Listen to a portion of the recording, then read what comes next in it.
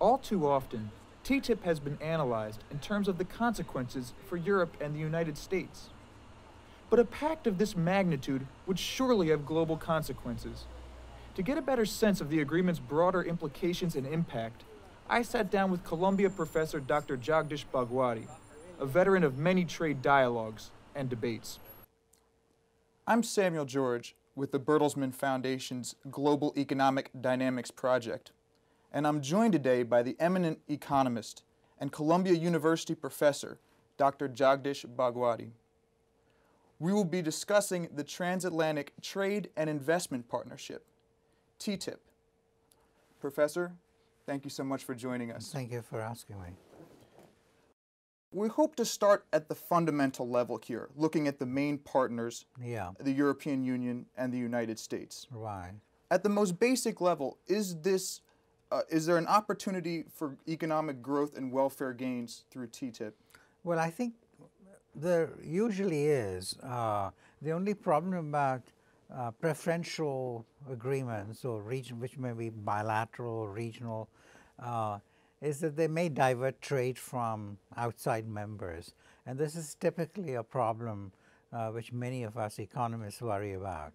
Tariff rates are low on industrial products after several successive rounds of multilateral trade negotiations.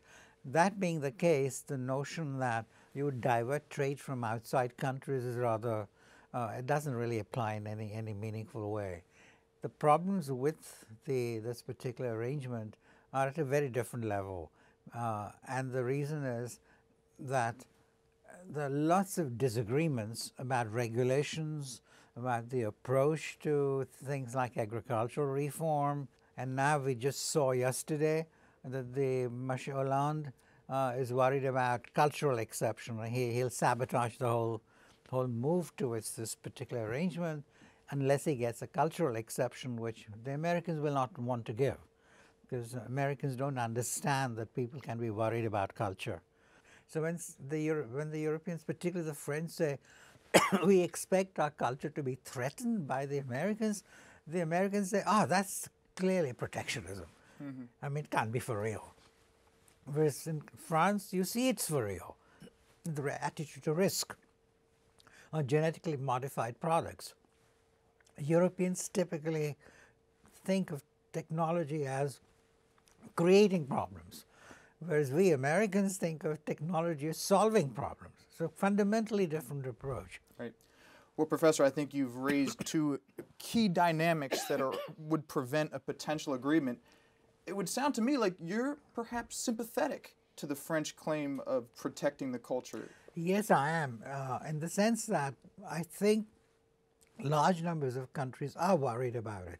My objection to what the French do is not that they're worried about it and want to do something, but how they proceed to do about it.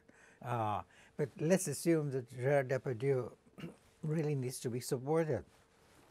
The thing to do is to give him a subsidy and then let him compete with Steven Spielberg. So you want international competition, but you want to promote your own cinema.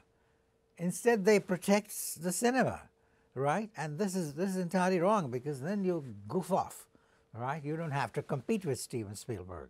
So I think what I've argued for years now is that a cultural exception is good, but the way they do it is wrong.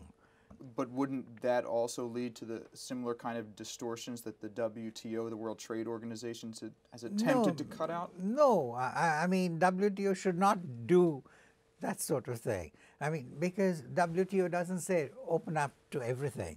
Nor does international trade theory, which I think I know something about. We cannot say, look, you should not worry about something of importance to your culture or to your nationality and so on. Even Americans do not let anybody invest in land, the restrictions. Rupert Murdoch cannot invest freely in newspapers. Is that okay? Just because the Americans want to do it that way? So what I'm saying is there are certain things like ownership of newspapers, ownership of land, your culture, your cinema, All of these are important, what we call sometimes non-economic values. But the theory of international trade tells you, okay, I can't quarrel with you. I mean, I may be able to tell my, if I'm an advisor to Monsieur Hollande, saying, don't worry about culture. But I don't think I would if I was a Frenchman, or even if I was an Indian, which I am. I would say, look, I accept the fact that you want to protect, encourage French cinema to be able to compete. It's like a national treasure. I mean, Renoir and all these, these are great. Do you feel that perhaps this is too ambitious of a project, that they should be more willing to take things off the table in order to have early harvest styled agreements? Yeah, I don't think that any real early harvest things, because I'm not saying we shouldn't have this agreement, okay? But anybody saying that it's going to happen in the next 5 years or 10 years, I think needs to have his head examined. These things multiply like mad. These bilaterals and regional at least is bigger, so it takes a little more time. So I think inevitably you're going to get the thing rather slow when there are many actors and many issues. But in this particular case, which is unlike the Trans-Pacific Partnership, which is a different set of problems, I think that can go faster for a variety of reasons. But in this one, I think the Europeans are an equal-sized partner. They're not like Singapore or Vietnam. I don't want to say these are not important. Well, I'm glad you took the conversation in that direction, because I was curious if you felt that one side had a negotiating edge over the other, if either the EU or the United States had a greater stake in this project, if there's a junior partner here, so to speak. Yeah, because we don't have a junior partner here. Secondly, within the EU, there are disagreements. Like Monsieur Hollande's position is not shared by Britain. But they don't think of it that way. And then the French also think, they have what I call the Bonnie and Clyde principle, because when Bonnie and Clyde, the great terrorists, romantic ones in this country, were asked, why do you rob banks? And they say, that's where the money is. And so the French want to just do it because they think that's where the money is. Is that a good enough reason? No, I don't think so, because it does create problems in terms of what we economists call deadweight losses, meaning efficiency losses. And if I'm not mistaken, you have some issues with the choice of words President Barack Obama has used regarding trade in the past. Are you comfortable with the way he's approached the TTIP process? Not really, in the following sense. You see, I see Europeans as being not generally less protectionist, but certainly in the way in which the last 6 to 8 years have developed. The Americans have been so worried about outsourcing, which is just simply a matter of buying services from abroad. They extend it even to buying components from abroad, which is a bit silly, because that means all of international trade. And they don't understand that if a firm is going to be criticized for buying imported components, they don't understand that it can raise the cost of production. But the result is that the president keeps saying exports are good. He always says that. And he's very much into exports, but he's completely opposed to imports. So do you think we have a situation where we have a protectionist Europe and a protectionist United States, at least in terms of rhetoric, attempting to negotiate a free trade Yeah, well, I think you put it well, but except that my own view of the European Union, is that while the Commission tends to be on things like anti-dumping, etc., to be rather protectionist, but anti-dumping is pretty widely used in the United States also, so they're at that level. But the rhetoric of Angela Merkel, of Cameron, these are people who appointed me and Peter Sutherland as co-chairs of an independent commission to bring Doha around to a close. They even turned up in Davos and were on the panel with us. And at that time, clearly they were interested in trade and in closing the multilateral round, which we had been working on for 10 years. The United States was dead opposed. to closing the round. But what happened was that in the end, both Merkel and Cameron, in the end, gave in. They should have continued and said, look, we're going to close the round. But you see, in international negotiations, you don't bark at a Rottweiler. The United States is a big Rottweiler. And so I can do it because I have a job, right. I have tenure.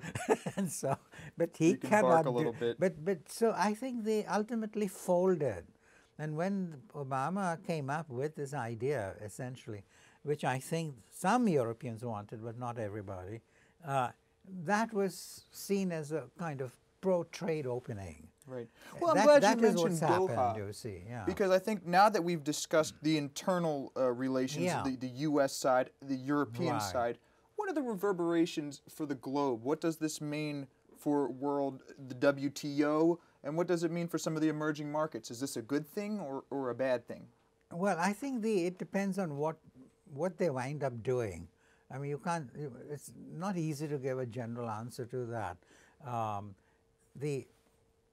There's no question that once you have Trans-Pacific Partnership, which is a fair number of countries, I mean in terms of trade, and you have the Transatlantic one, a lot of trade rules, etc., are going to be made by within these bodies. Americans wanted what is called Doha heavy, meaning a lot of new, concessions by other people.